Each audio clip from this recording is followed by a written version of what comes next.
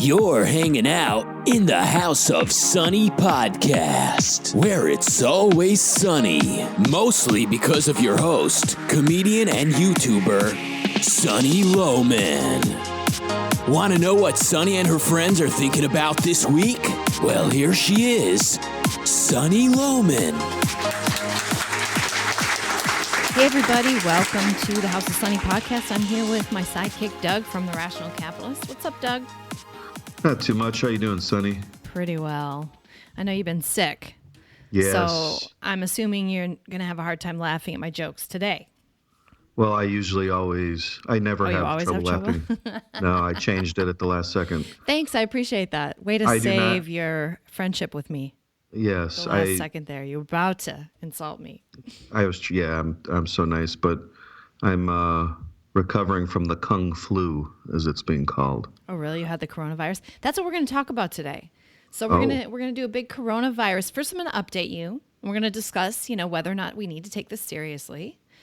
As someone who's been sick for a few years, I feel like I have a level of understanding of the health industry and just kind of, what we can view as real or not real, and just kind of how to look at the facts that we're getting out of this, and what is the biggest concern. As far as what I'm concerned about as someone who's sick and probably vulnerable, I'll let you know what I think about that. And then we've got the whole backlash against the Chinese. We're going to talk about that. And sweet. And then we're going to talk about Google. We have some Google news. They've been caught with their hand in the censorship cookie jar. Worse than that, actually. Stay tuned for that. But let's start with coronavirus. Okay, so I think the big question everybody has is should we be scared? Is this like the flu? Do you remember? I mean, part of the problem is the media is constantly messing with us. And a hurricane rolls in and it's, oh my God, it's going to be the worst hurricane in the world. Everybody batten down the hatches. And everybody does it. Okay, it's been downgraded to a Cat 1. No big deal. Yeah. Oh, it's like a rainstorm now. Winds at 10 miles an hour. Watch out for those gusts up to 15. But if it had been, that's their argument. Yeah, but this has really gotten, I don't know.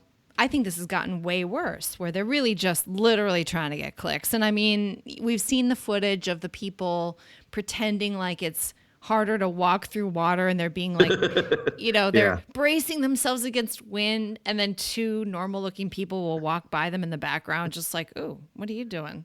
Yeah, what's going on? What's going on, dude? It's totally fake. So you okay? The problem is, I think, and the same with these types of viruses, is that we've seen bird flu and SARS and all these oddly enough, always out of China. Does that strike you as important? No, it's all coincidence. Just because they're eating bats. China, you gotta stop what it is you're doing that's creating these crazy viruses. Yeah, man. Just don't eat monkeys and bats, and we'd be all good. What is wrong with you people?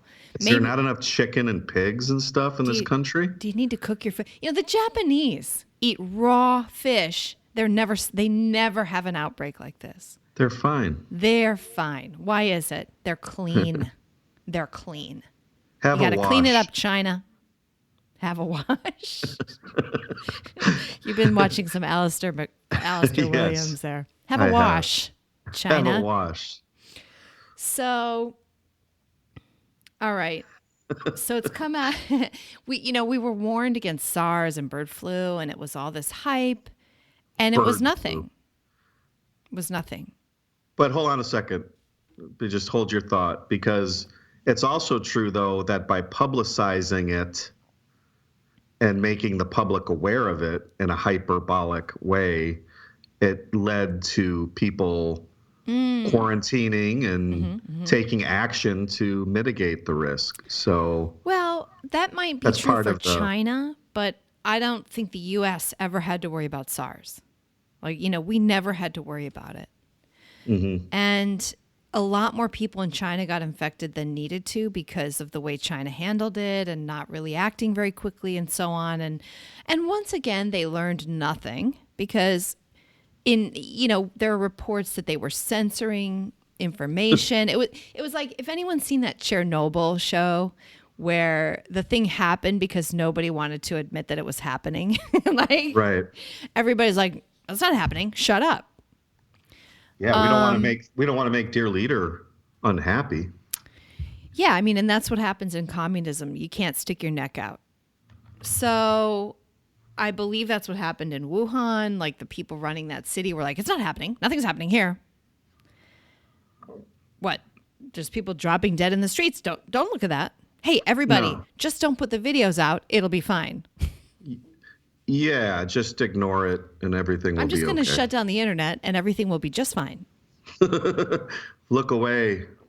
So this always happens under communism. Yeah, I mean, so China. I mean, that's part of the problem is this whole thing is happening in China. So we don't really have good information. But okay, so the U.S. didn't really need to worry about SARS. I think we had, a few cases. I mean, it just wasn't a big deal. So I think we're all sort of like, do we really need to worry about this? I mean, here. And I noticed that so far, the Trump's really done nothing. I think that's a mistake. I think he should be saying something. I think the CDC needs to be talking about this. The World Health Organization has not declared this a pandemic. And what's funny about that is I was just watching a video this morning. It's not funny. This is what's horrifying about this. I was just watching American Thought Leaders, which is a show run by Epoch Times, which is kind of an anti-Chinese Communist Party news organization. And they had an analyst on who was talking about WHO being completely infiltrated by Chinese, meaning the CCP, meaning the Communist Party. So WHO actually came out and praised China's response to this so far. And we all know they have already fucked up. So right there is proof that they're completely in the pocket of the Chinese. So we can't expect anything from them. Everybody's just, all the bureaucrats are scurrying around and trying to hide. Right. But the information that has been acknowledged and has been released as of today is 7,711 cases and 170 dead. And I've been watching this really good video. I've been keeping up to date by watching this guy who normally does economic news. I'm going to get you his name in a minute. But he does great videos on this, really rational, makes it understandable. One of the reasons why we're having trouble getting a death toll is, first of all, we can't trust what the numbers coming out of China. Yeah, they're not going to tell us how many are dying. They're not going to give us an accurate death toll. But even by what they're coming out with, it's about a 5% death toll. And SARS was 9.6% or something, which we know only because we have after the fact numbers. At the time, we didn't know that number, but that's a huge number. 10% of people who got sick with SARS died. Yeah, it's big. 5%. Because like the flu death rate's like... It's like 1.6. I thought it was like 0.05%. It's like pretty small. It's like 1.5, 1.6. Okay? So, but 3 times the death rate of the flu is a lot of people. And if it's more than that, if it's actually 10%, if it's more like SARS. And the really scary thing, I'm getting ahead of myself. Okay, so first of all, we can't trust the data. Now, why can't we trust the data, or why do I think it's worse than what China is saying? First of all, it's China. But also, before they really clamped down on the internet, there were a lot of videos coming out of Wuhan that were really scary. And we're talking about, here's what we saw on the internet before they clamped down on it. We saw videos of hospitals that were packed with people. Hallways packed. We saw people in the street falling over sick. We saw roads in and out of towns completely barricaded with boulders, and like dump trucks had gone and put a huge mound of dirt on the road so cars can't get out. Ooh. And that was coming out, and they're like, oh, it's just it's only 1,000 people have been infected. And we're seeing all these videos of like this was before, when there were only 1,000 cases. It's like Baghdad Bob. They've shut down 16 cities, and they've, please. It's way worse than what they're saying. Right. And we may never get accurate information out of China about what has happened here. So at the end, even the numbers that we've gotten from the SARS outbreak are probably not right. Why would they come out after the fact even and say, oh, we really had 5 times the dead that we reported, and we really had, 1 million times the infected that we reported? Like, that they just aren't. I think whatever's happening, you can assume it's way, way worse in China. And part of the problem with China is, I assume, if you're poor, you don't really get good care. Well, right. They don't have hospitals. I mean, we don't know what kind of conditions they're living in. I mean, it could be really squalid, unhygienic situation. Right. Where we don't know, like, how many people live together in single rooms, apartments, or whatever, that can easily transmit the virus. Well, and then you really I don't know if know. you heard about this, but the Wuhan, here's how great it is to live in China. The Wuhan officials, the people running the city, knew that this was happening. And they still had this like 40,000 person banquet for the Chinese New Year, where everybody was digging into these same dishes and walking around food and coughing and whatever. Like the bats? No. It was just I'm saying they knew people were getting sick. They knew there was this weird virus. They were aware of the coronavirus. They were aware of it being transmitted respiratorily. They knew everything about it.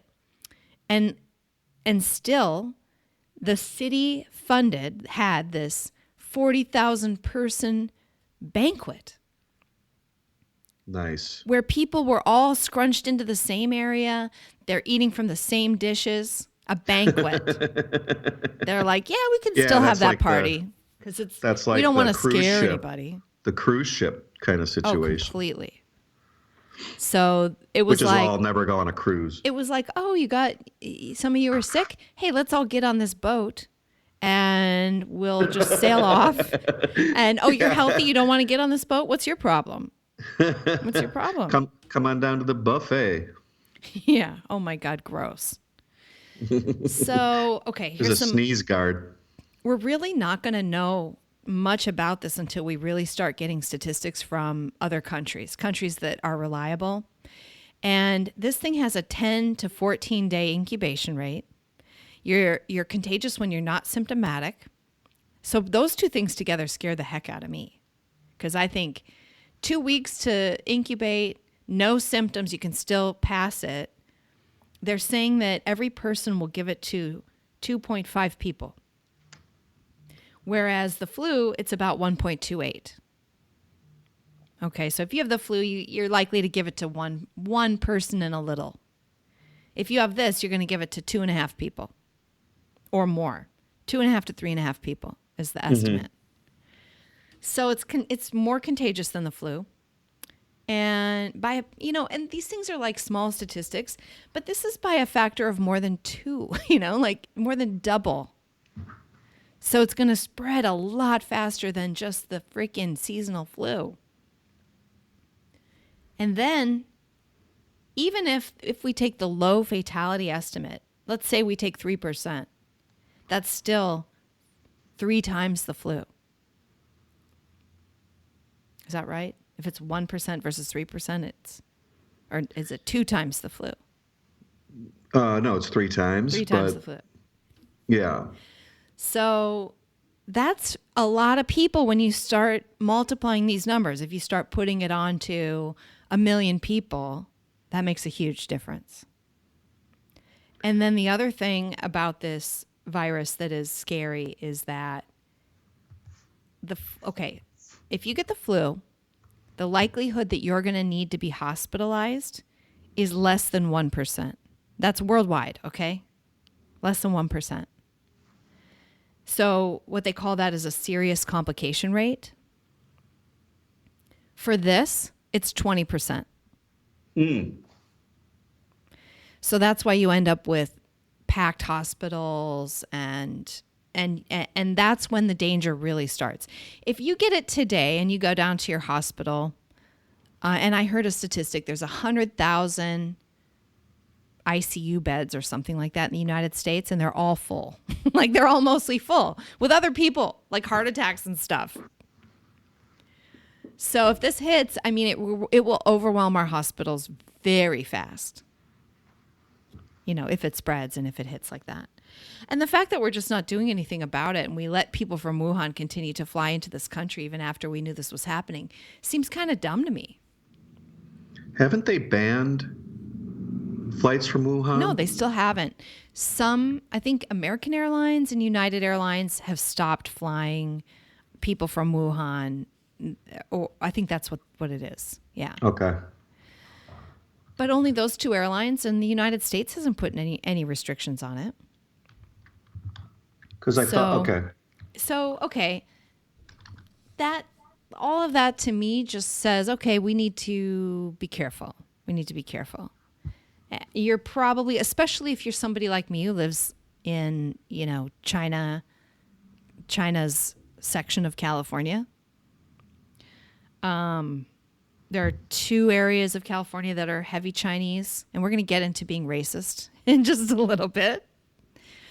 There was a magazine in France that the headline was "Yellow Alert." Oh, God. Wow. And then people were like, whoa, whoa, whoa, what are you doing? That's totally racist. And they were like, oh, I'm sorry, we didn't mean it. And they took it back and apologized. And I thought, how did you not mean that? And A, how did you not mean it? B, that's the funniest thing I've ever heard. That's a great headline. Stand behind it. Stand behind that. That was really, really good. It's kind of funny. It's totally funny. I would have said, yeah, you got a problem? It is a yellow alert.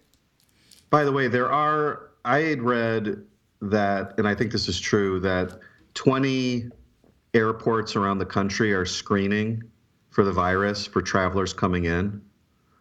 Well, see, the screening for the virus is they're just checking for fever. And people are contagious when they don't have symptoms. And then the other thing is, as you know, you have a fever, you take some Tylenol, and you don't have a fever.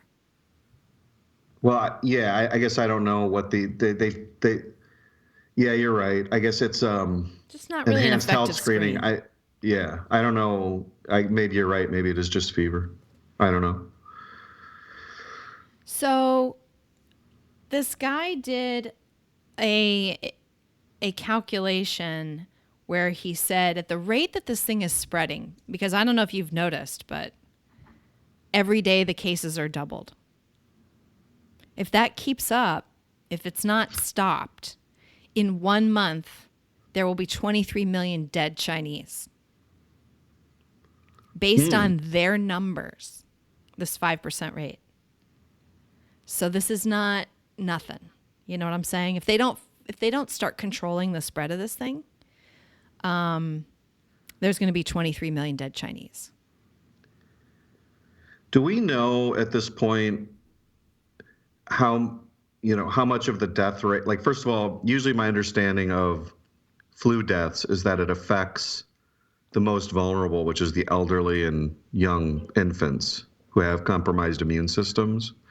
And then secondly, do we know how many people really die from the flu itself or from knock-on effects where you get a bacterial infection, like pneumonia or something as a result of having flu symptoms? All the deaths and all that kind of stuff are the serious complication deaths, which are pneumonia or something like that. So I don't think you can separate.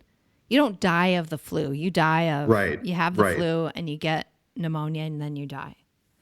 The And flu, that's what I'm saying is where, like, but you can, like, most people, unless you're elderly or like an infant or something like that, like if you get pneumonia in the United States, they give you antibiotics. Right. And usually if you're living in a relatively clean house and, you're on antibiotics pretty quickly, the chance of that spreading and killing a bunch of people like right away is very small.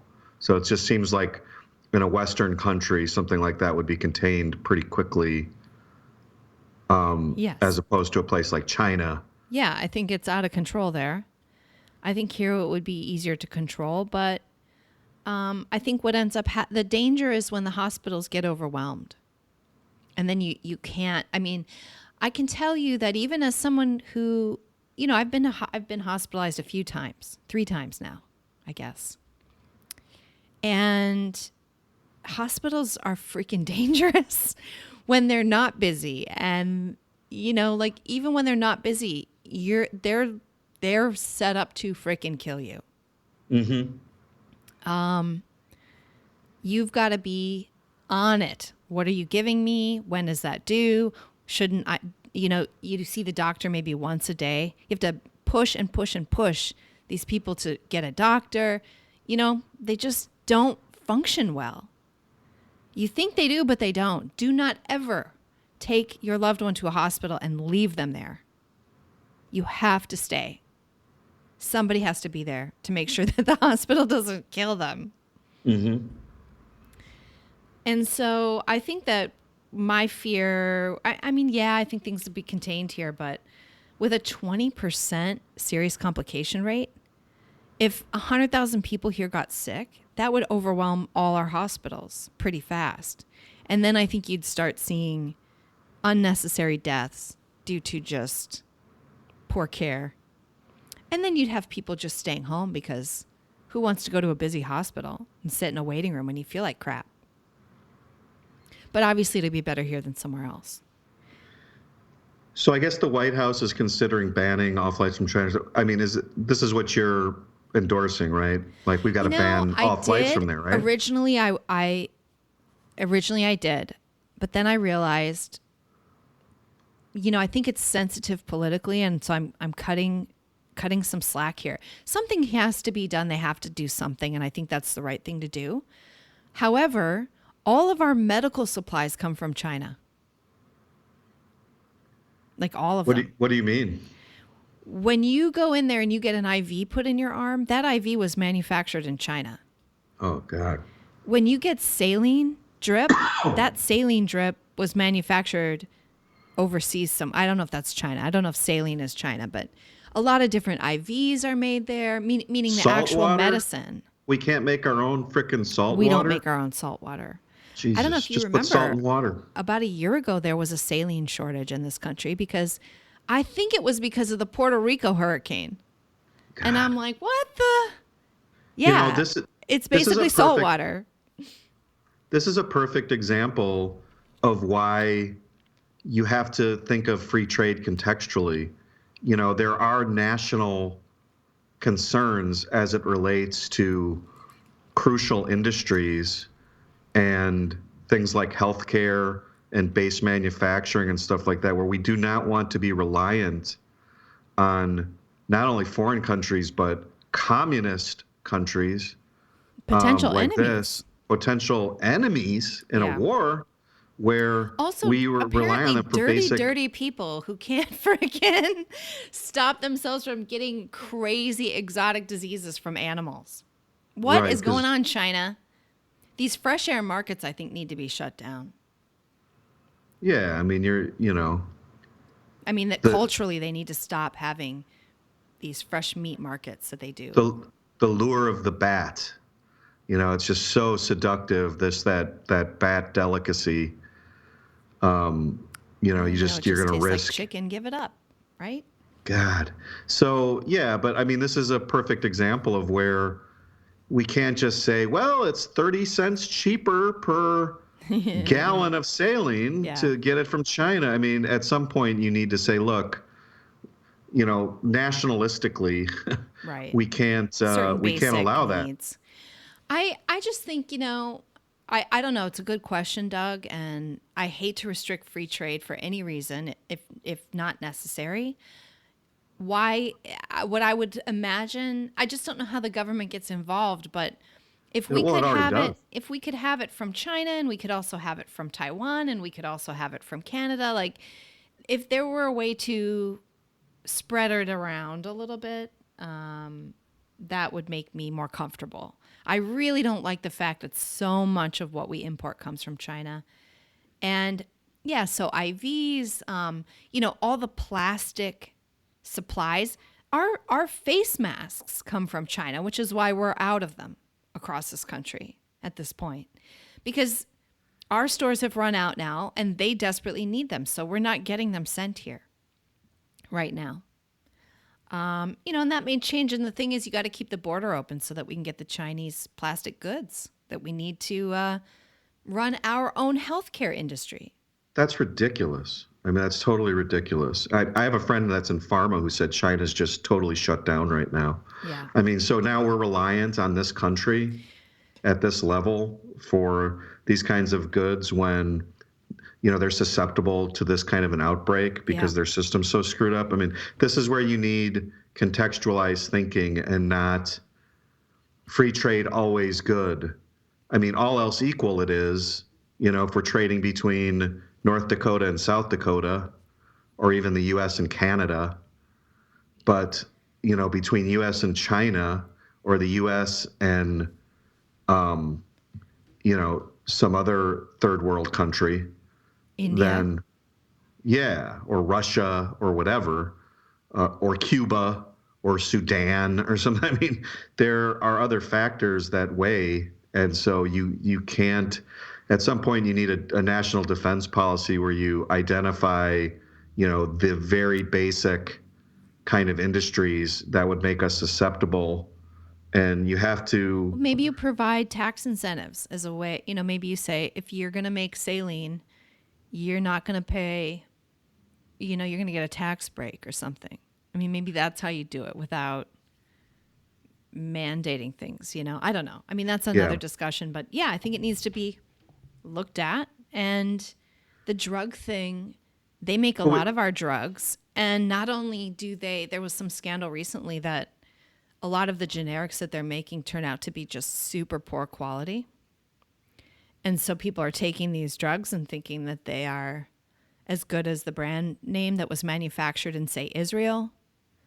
And now they're getting the generic from China, and it's not as good. And the FDA doesn't regulate that. So, which nobody knew, or like they're supposed to, but they don't really. And somebody did some testing and they're all messed up. So yeah, I mean, there's obviously, China is problematic, man. Trading with China is problematic. Yeah, and obviously they lie. I mean, like you said, their statistics are all lies. I mean, there's some famous historical cases from the Soviet Union and from China where, they had these plans like deep plowing this, through the Soviet scientist Lysenko, and they had the Great Sparrows campaign that killed millions of people. And then the Communist Party officials would all lie about it and say, our production is better than ever, like 1984. Typical communists, right? It's like doing they just business lie. with the USSR, basically. Yeah. You have no idea. There's just no incentive for them to tell the truth about anything. Yeah. So, okay. So that's a situation. I mean, for my own part, I have these, deep inside me, there's a prepper. You know what I mean? There's somebody who wants to have an escape plan, that wants to have a year's worth of food. Yeah. Deep inside me, there's a prepper. And I moved out here to California. Then I just recently moved from Napa to Laguna Beach. Smart. So my family is not prepared. I was going to say, was that the prepper telling you to move to California? Well, the weather's nicer, so worst case scenario, I'm not going to freeze to death. But my escape plan used to be through Canada, like the Boundary Waters, right?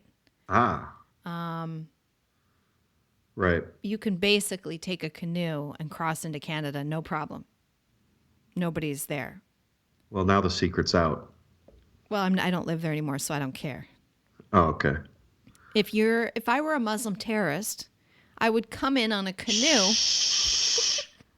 What are you doing? Let me tell you, hey, Muslim All the terrorists. Minnesota listeners right now are like scurrying. Now, you wouldn't want to live there in the winter. So, you know, that's a problem. But anyway, so I realized the Muslims aren't going there. I realized that, yeah, it's too hard. Listen, I'm not worried about it. They're lazy. They're not going to come in through the boundary. No. So I'm just really unprepared because I've lived in this house. I'm renting. This place is a furnished rental. We're actually looking for our permanent place. And so I don't have like even a month's worth of water or anything like that. I don't have a filtration system or anything. So I realized I'm super vulnerable. So I did buy a water filter. Like I bought one of those Berkeys where you can pour in your tap water in it and it filters the water 50,000 awesome ways. So I figure worst case scenario, I have to dump water in there. It'll filter it out. And I made sure that I had basic first aid supplies, which I did actually have those. And I went ahead and filled a prescription just in case, you know, for like another month, just so I have a supply in case something happens and I struggle to get it. I've got this medication that I'm on I've got about a month and a half supply now. So little things like that, I think we should do. I don't think we need to get scared and freak out and live in anxiety, but make sure that you have what you need from the drugstore for a couple months. Make sure that you can handle basic first aid at home in case the hospitals get overwhelmed. You know, make sure you have cough medicine. Make sure you have Imodium AD to handle diarrhea. Like if you get this thing, you're going to want to treat it at home as much as possible until you get pneumonia. Then you're dead. Then you got to go to the hospital. But, you know, make sure you've got some basic stuff at home because, again, this stuff's going to go flying off the shelves. You're going to go to Walgreens and there's not going to be any cough medicine, you know? That's what's going to happen in the United States. And people do panic and they hoard and everything. So that might not even be, oh, there are so many people sick. That's just going to be people hoarding and being kind of freaked out. So you go and freak out and do your hoarding first. That's right. Well, you know, I lived through 4 hurricanes when I used to live in Florida. And the one lesson I took from that was that we're about 24 hours away from society breaking down. Right. Because as soon as it was known that hurricanes were coming, I'm telling you, within a day, all the stores were cleaned out. Right. There were lines around the gas stations. There were guys with billy clubs in the gas station parking lot. Well, that's I'm Florida not kidding. man. You got Florida man down there in Florida. You got to be careful. Well, but I'm telling you, it'll happen. No, I realize anywhere, that. And you know? I also heard. This is old Jewish people. I heard most people have about a 3-day food supply, which is hardly, you know, anything. Although you can live for quite a while without food, especially if you're from the Midwest and you're overweight. Well, you can always eat your neighbor too. I mean, there's tons of. There's a targets. coyote problem here, so I'm thinking. Oh yeah, there's a coyote problem in my backyard. I have coyotes. Although I don't want to get the coyote flu. That's a whole nother can of worms. Those Americans eating the snakes, the rattlesnakes, and the coyotes. They just can't help themselves. But, goddamn cowboys. You know, the thing is it's true though. I mean, it would take about a day for everything to be gone. Right. And so if you think, well, if something comes up, I'm just going to run down to the pick and save. Right. And grab some bottled water and, you know, it's going to be gone. It's going to be gone. So it's better to just go get it now. Go get it this week before things get crazy. Make sure you have the medicine you need. Make sure you have medicine to handle the flu. Make sure you have, you know, basic first aid so you don't have to go to the hospital for a stupid cut or something like that. Because you might go to the hospital with a cut and you'll end up sitting there for, you know, if you go at the height of this thing, if it does hit and you have a cut, you're not getting stitches. Forget about it. Right. So get those little butterfly stitch things, you know, have basic first aid at home. And by Also, the way, I went to the hospital during a hurricane when I did need stitches for a cut. oh, that's funny. I fell off a ladder with hurricane shutters. And so I had to go to the hospital with there's no power, and there was like floods everywhere. So basically prepping for the my hurricane arm was injured pouring, you. yes, and pouring blood out of my arm. Oh my gosh. Because it was a really bad cut.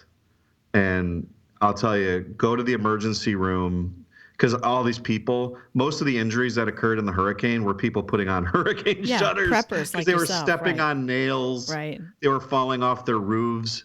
it was hilarious. It wasn't hilarious. That's so funny. The hospital staff are like, ah, shit, big hurricane coming. All those idiots falling off ladders are about to come in. Totally true. It's not about the hurricane. It's about the prepping. Okay. Yeah. So basic stuff. And again, get medicine you need. I think the attitude is assume that the hospital's going to get overwhelmed. The drugstores are going to run out of stuff. The grocery store might run out of stuff for a day or two. I don't think that Americans need to worry more than a day or two. But for a day or two, you might have nothing. So, and of course, at home, you should be prepared for no electricity. And I'm not saying this virus would cause that, but I think that's just a good thing to be prepared, not to not have. Also, no one is prepared for that. Well, like have a flashlight, have some candles, have some matches somewhere. I'm just saying we're so addicted to it. I mean, when the power goes out now, it is such an anxiety inducing thing. It's like my phone's not charged. How am I going to charge my phone? Yeah. You start, you're reaching for lights.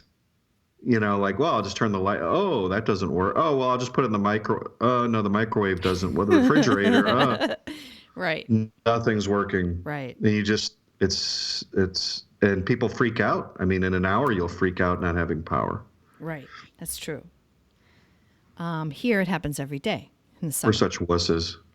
Californians are getting used to it. Yeah, what's going on with that, by the way? Are they seriously doing rolling power outages? Well, they don't in the winter, but in the summer, yeah. I mean, the funny thing was, so I was living up in, inland Bay Area, which is very hot in the summer. And the only time we really seriously lost power was when it was like 113 degrees. Just when you really need it is when you lose it. And I think that's the problem is the thing gets overwhelmed because that's when you really need it. And they don't have the infrastructure to support the people. And they have about 10 million more illegal people than they're acknowledging. So, they can't even support the existing population, let alone the 10 million illegal. So the California Communist Party Democrats, they don't acknowledge it? That's weird. The big issue down here right now is this. This is going to go national. And maybe we'll do a show on this, but just quickly, there was a bill that passed here that basically banned all freelance work. And I'm sure on some level, it's got to be unconstitutional because it's basically crushing self-employment. You can't be self-employed. What? Because if you provide a service for somebody as a self-employed sole proprietor, you are now considered an employee, and so you can't do it. And people are losing their jobs, because freelancing is huge. Huh. So anyway, that happened, and I guess there's an identical federal bill right now, and we'll talk about that because that is such crazy. A big issue here right now. What are all the Hollywood celebs going to do with their gardeners and nannies and stuff? Well, that's cash under the table, so that's not affected. But a lot of Hollywood runs off of freelance work, so it is affecting Hollywood quite a bit. Writers and even camera operators, they work gigs. They work, a commercial gets shot over the weekend. All those people are freelance. They're not, there are very few employees working on a commercial shoot. Because you have these little projects, you have these little film projects that happen. They happen for 2 days, and then they're done. So everybody's a contractor. Right. Yeah. Oh, so they want everyone to be an employee so they can get employment taxes. Okay. Yeah. But what's happening is people are losing their work. Anyway, we'll do that another day. So, okay. I think that we've covered all the we've covered the yellow alert. And Yes. now we'll cover the backlash against the poor Chinese. And first I'm going to play for you. I'm going to try to unplug my headphones so that this works. But I'm The going to play backlash. for you. This is Toronto's Chinese Canadian community held a news conference Wednesday to address the emerging discrimination and stigmatization God. directed at a group amid the coronavirus outbreak. And I'll play this for you, and then we'll dish on it. Okay, hang on one second. I'm worried about the lash, not Unplug my. the backlash. Thank you very much. My name is Kristen Wong-Tam, and I'm the City Councillor for Toronto Centre, Ward 13, also the Vice Chair of the Board of Health.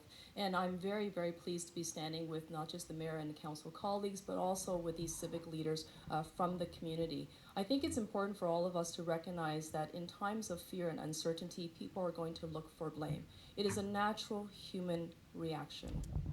Okay, just to paint the picture here, this woman is like hardcore butch lesbian, Chinese woman. So That's weird. she couldn't be more like poster child leftist. She looks like a freaking gender neutral commie. You know what I'm saying? From Yeah, I was China. gonna say. She should be in a jumpsuit. She's wearing a Gray gray jumpsuit suit with a with a gray Mao hat. sweater and a little gray freaking pocket square with a short Seriously? haircut and glasses. I swear to God, she looks like a communist. Wow. And she's coming out to lecture us that we should inhale the Chinese cough and not be What? scared. No, I mean I'm joking. I'm being hyperbolic. It tells you how awful they are that I totally You believe believe that. that? Of But course. seriously, the proper response to this is, what, you want people to get it? I mean, okay, we'll listen to some more of this. All Just right. a sec. At the same time, we want to not necessarily fall victim to that.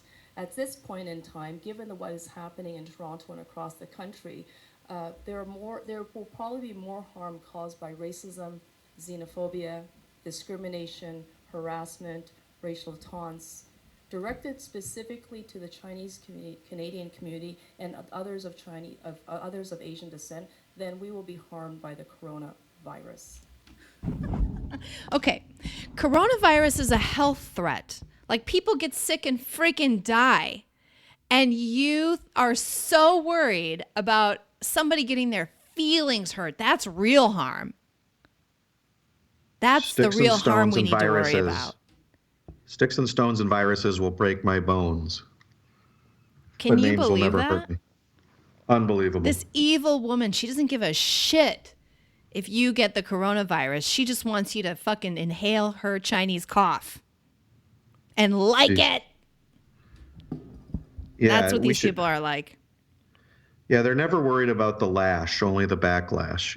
They never care about Well, it reminds the actual me, thing happening. It reminds me when you have a Muslim slaughter and then you have the Muslim community, the blood isn't even dry and the Muslim community comes out freaking out about the non-existent backlash.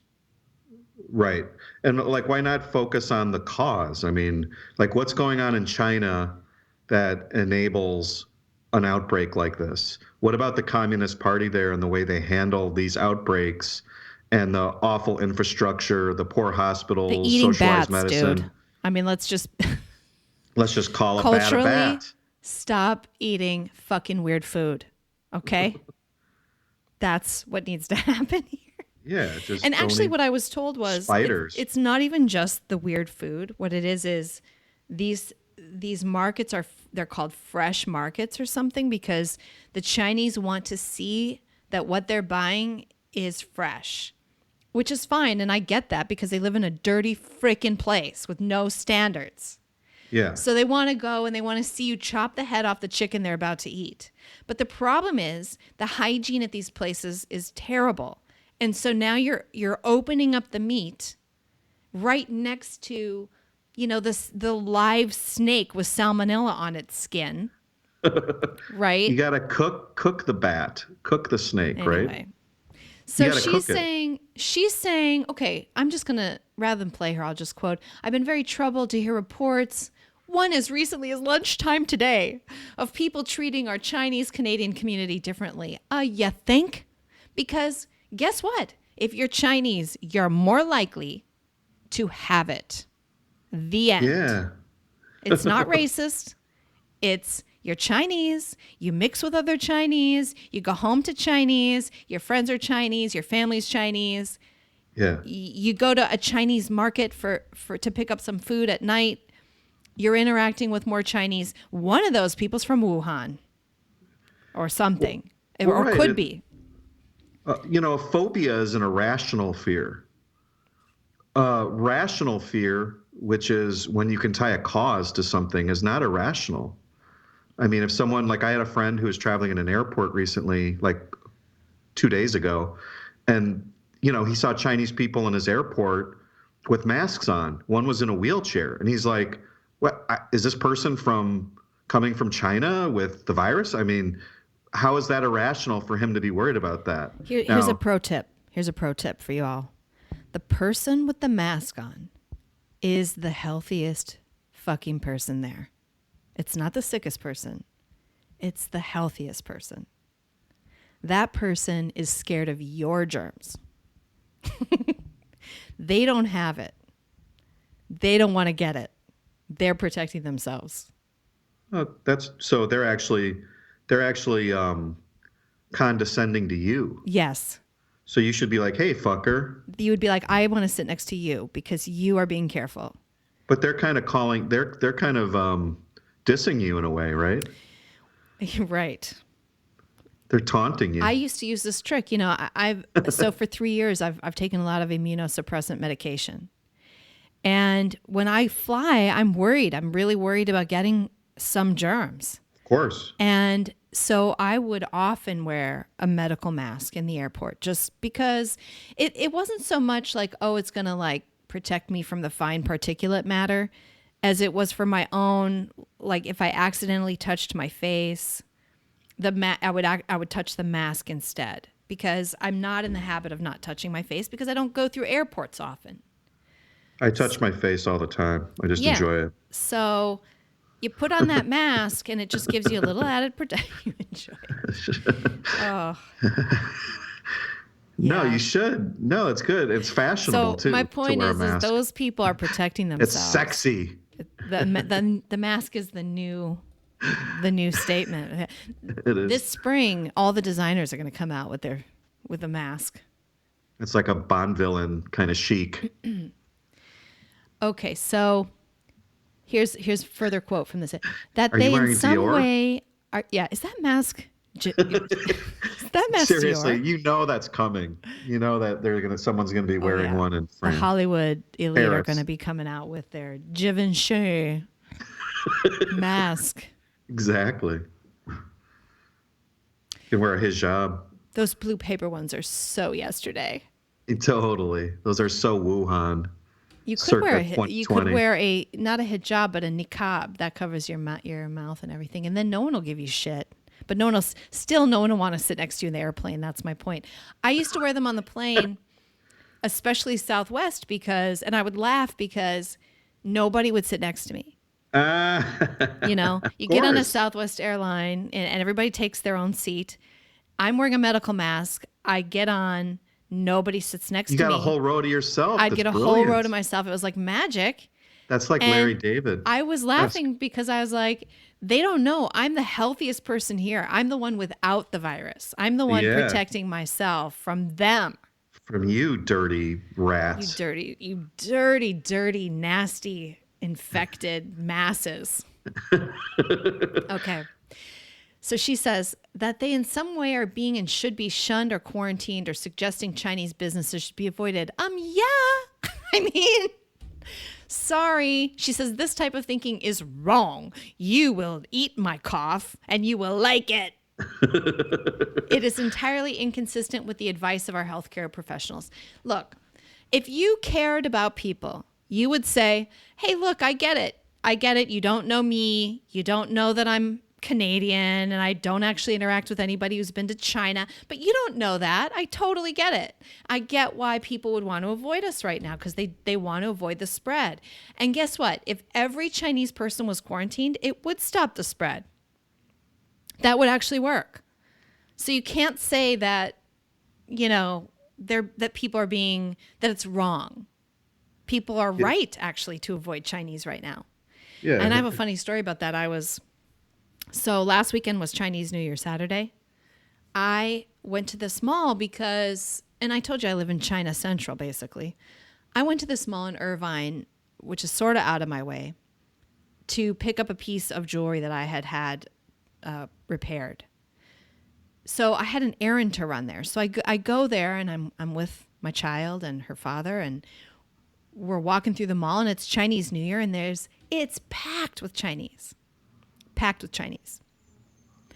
And they have all these live music shows going on, and they have a lion dance and girls in cute little costumes doing little traditional dances and all this really fun, cool Chinese New Year stuff happening in the mall. Yeah. And we're walking through and we're enjoying it. And we bought a balloon, and I picked up my jewelry. And we turned around and we're walking back through. And then it suddenly occurs to us. Holy shit. We are in a mall surrounded by Chinese right at the beginning of this outbreak. Yeah. And I guarantee you, somebody in that mall had been to Wuhan. I mean, you just cannot have that many Chinese in one place on the West Coast and not have like one probably was, tangentially near the outbreak. Yeah, there's definitely a risk of it, a reasonable risk of that being the case. Yeah, so we got the heck out of there. But I can't believe it took us like a half an hour before it sunk in. So this Canadian lesbian's message is bats as usual. Bats Just as go usual. about your business. Don't freak out if you see somebody eating snake. You eat it too. You eat too. You like it. Yeah, just, nothing to see here. In order to show solidarity, we all eat bats. Is that Nice. German or Chinese? I don't know. That sounded a little more German. It was to kind of me. a combination. I kind of consider that it's authoritarian. Your accent sounds sort of quasi-German. I'm trying to do a mixed authoritarian accent. It's just a general authoritarian. No, I'm just kidding. I can do the nail tech type of. It's not Chinese though. It's Vietnamese. I have a Chinese accent impression. You do? Let's hear it.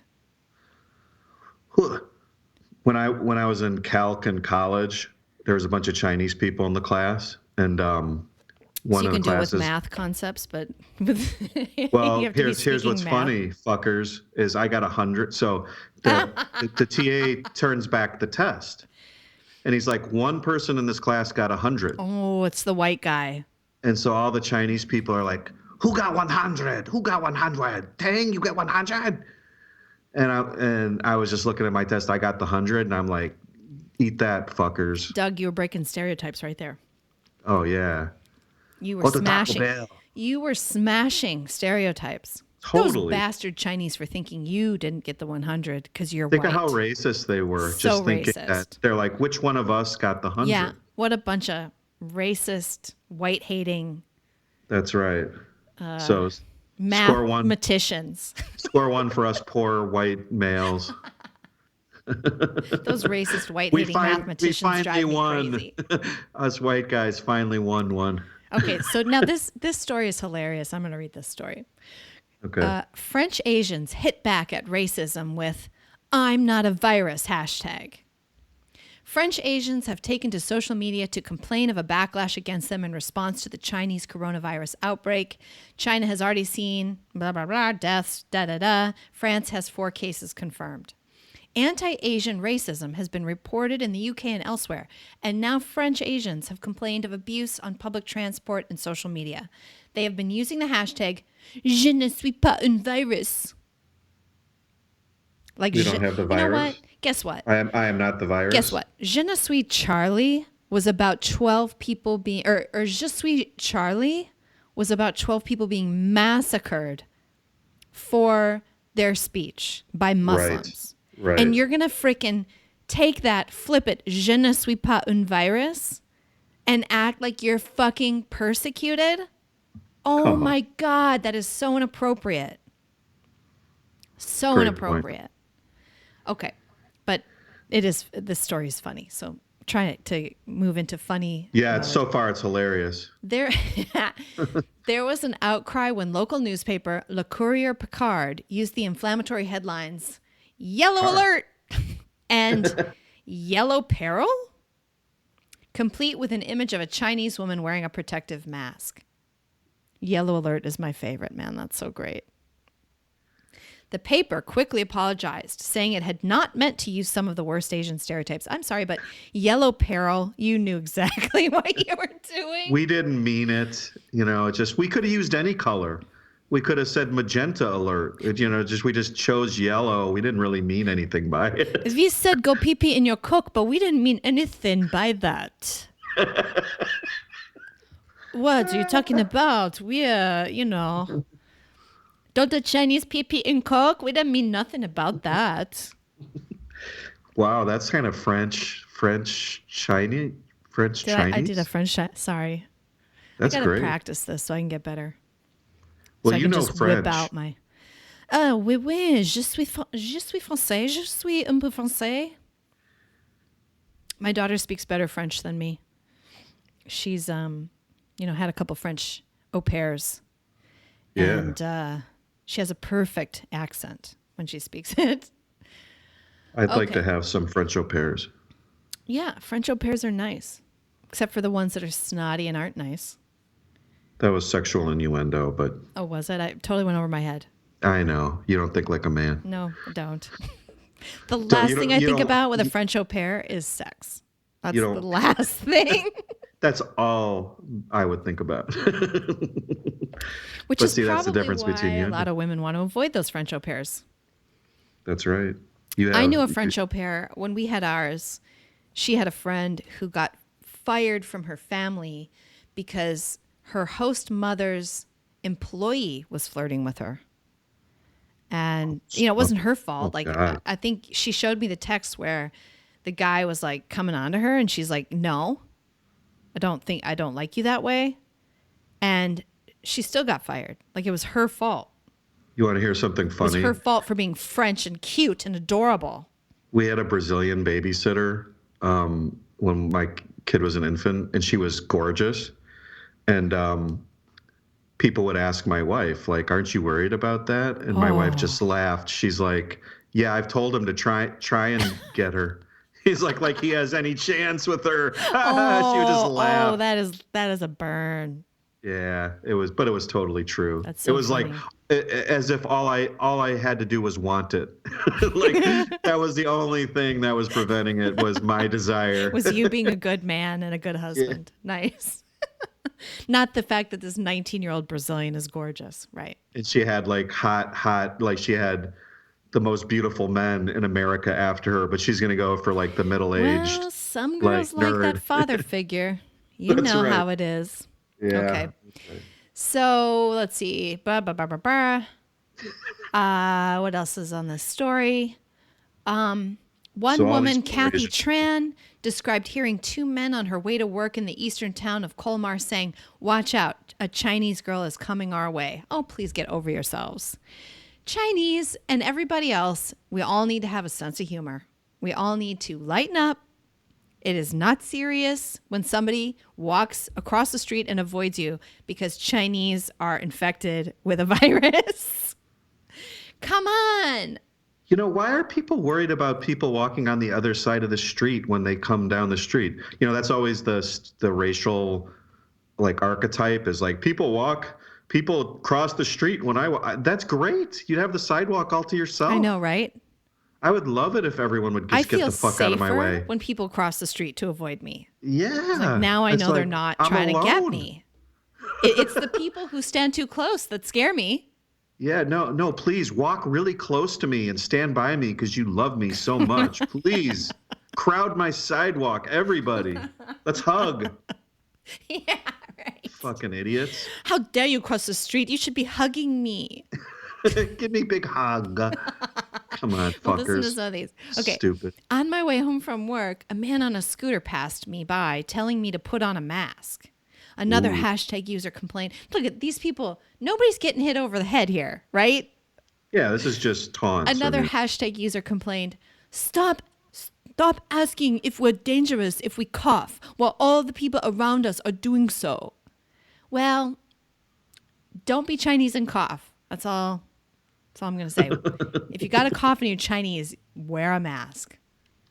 Yeah, I mean, it's sort of like, look, if you're from Italy during the 1930s and you're in Chicago, people might think you're a gangster. I mean, it's like blame your countrymen. They're the ones who did it. It might be somewhat unjust, but it's not irrational. It doesn't even, do we need to blame anybody? Like, okay, this thing happened. It's in China. So if you're Chinese, people are going to avoid you. And you should be like, or if the Muslims slaughter people, if some group of Muslims commit some heinous act of terrorism, and then people go, man, what's going on with Muslims? Like, if you're Muslim and you're a good person, you'd be like, yeah, what the hell is going on with Muslims, right? Yeah, right. If you're a good Chinese, you're saying, look, I totally get it. I understand. You care about your kids. You care about yourself. I'm going to wear a mask just to put people at ease or something like that. I don't know. Like, why do you want people to pretend to not know something they know to make why do you need that? Why do you need that so badly? Like that your skin color. What's so funny about these people is they want their skin color to be totally ignored while everybody is hyper aware of it at the same time. Yeah. We were almost to that place where nobody cared about skin color, really, in terms of like merit and things like that. Nobody cared. And now we have to be hyper aware of that. We have to make sure that every TV show is a Benetton commercial. But we can't avoid you when the Chinese have like a massive outbreak of some deadly virus. Yeah, because diversity is strength. So we're supposed to be hyper aware of everyone's racial characteristics in order to have just the right quota. But nothing negative, right? Because it's only positives. Right. And that goes for white people. But except white people are exempted from this because we're allowed to, it's all negative for us. Right. Yeah. Of course. So this is, the world is headed in a great direction. Okay. So that's my coronavirus update. I think if you're hearing some back talk from some Chinese, I think the proper thing to say is, what, you want people to die of the virus? Just like put that right back on them. Or as Doug likes to do, just call him a pedophile. Because that one works every time. What? Pedophile? What? What are you talking about? What? No, I don't know. Pedophile? Where'd you get that? Exactly. Okay. I have one question. We're actually out of time. But I just want to ask you a question because it's weird. And then I want to talk. Me or the audience? You and the audience, whatever. Okay. Some people in my audience are going to have more knowledge about this than you, Doug, because I don't think that you follow Q, right? This weird QAnon. I don't even understand what that means or what that is. Is it a place? Is it a person? What is that?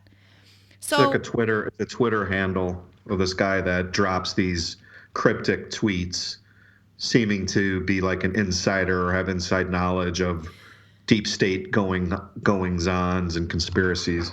Right, but there's also like a website with these conspiracies or something because people say, oh, I went over to Q or, I don't even really know. Okay. So maybe my audience, especially a certain person called David, who we both know. He'll know.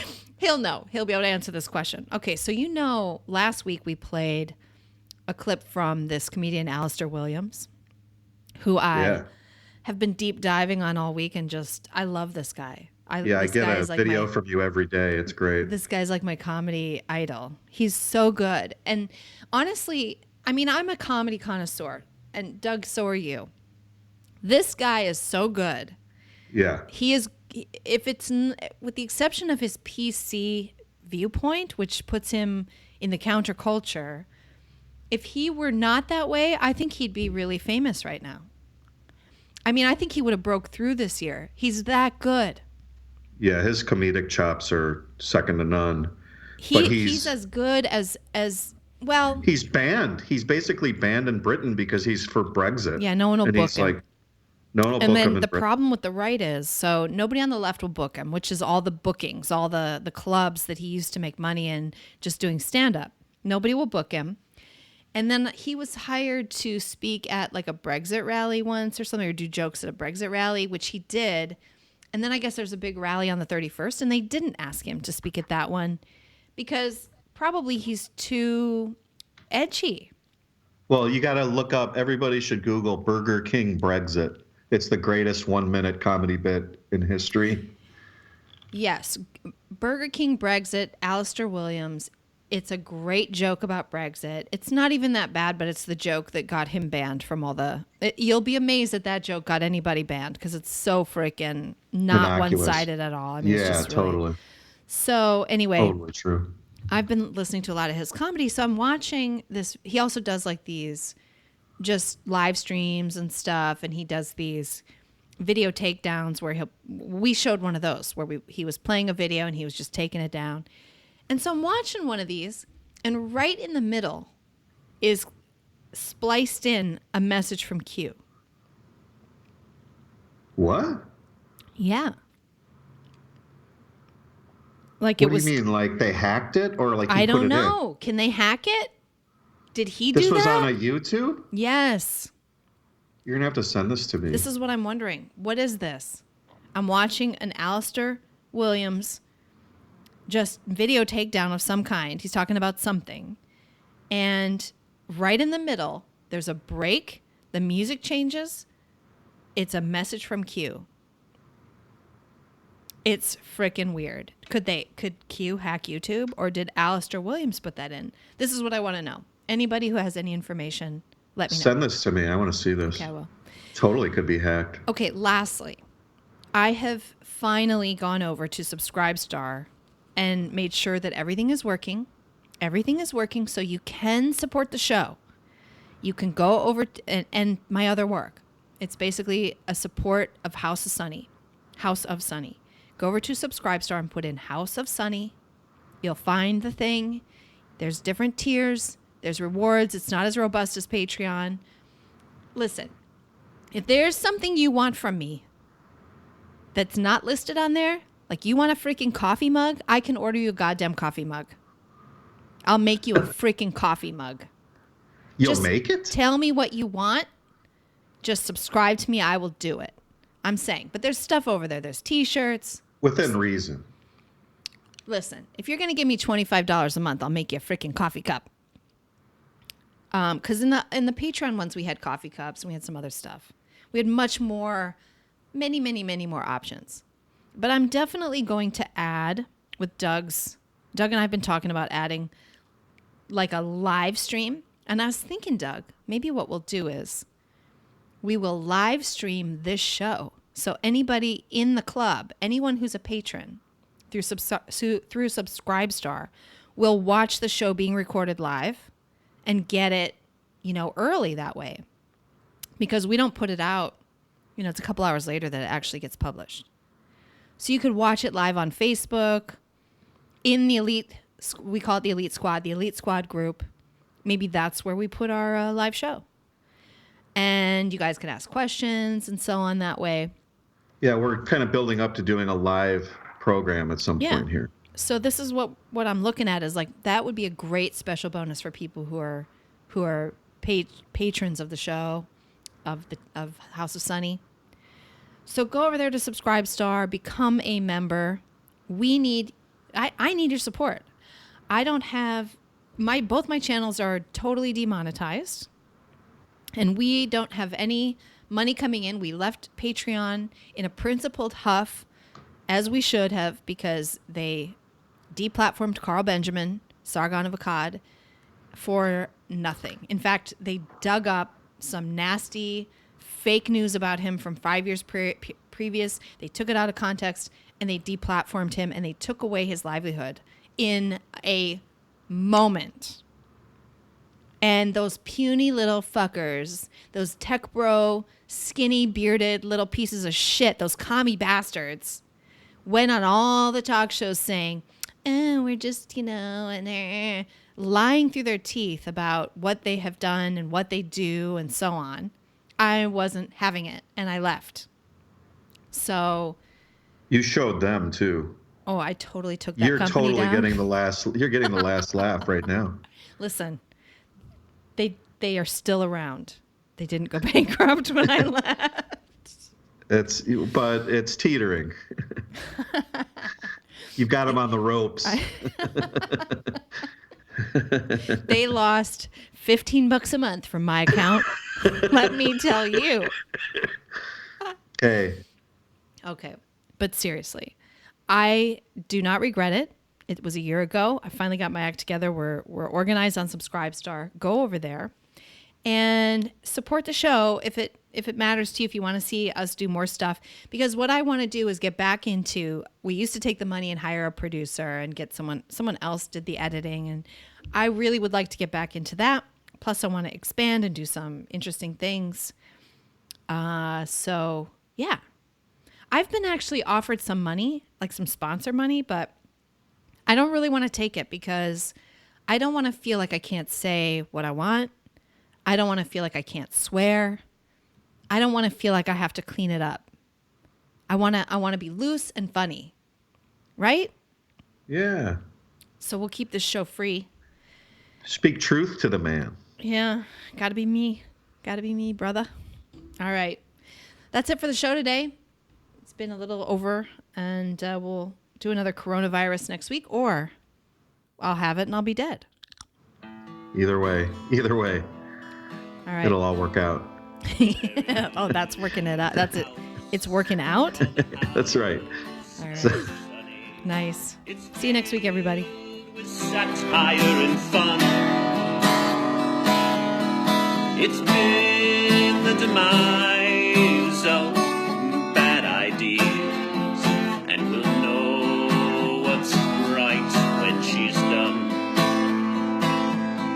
So download this free podcast now and give perspectives you may lack. It's concise and right and achieves world peace, guaranteed all your money back.